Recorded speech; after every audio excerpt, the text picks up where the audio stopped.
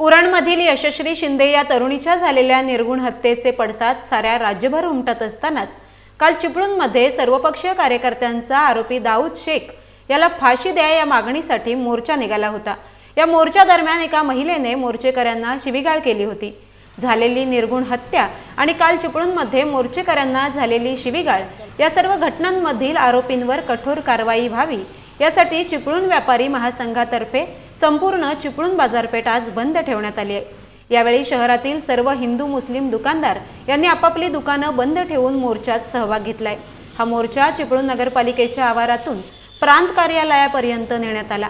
महाराष्ट्रातील हिंदू मुस्लिम ऐक्य जपायचं असेल तर प्रशासनाने कठोर कारवाई करावी अशी मागणी करत व्यापारी महासंघाच्या कार्यकर्त्यांनी प्रांताधिकारी आकाश लिगाडे यांना निवेदन दिले। डीवायएसपी राजेंद्र राजमाने यांच्या मार्गदर्शनाखाली यावेळी मोठा पोलीस बंदोबस्त तैनात करण्यात आला होता। चिपळूणमध्ये हिंदू मुस्लिम एकोप्याने राहतात, मात्र कोणीही यामध्ये मिठाचा खडा टाकण्याचा प्रयत्न करू नये असं आवाहन व्यापारी महासंघटनेच्या वतीने यावेळी करण्यात आलं।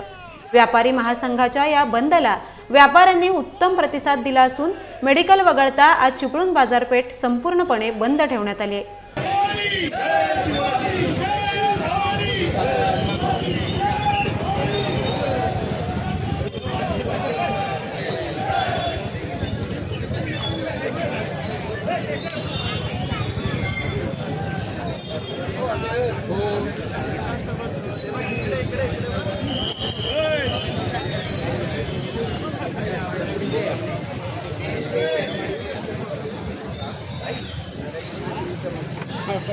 हाय हाय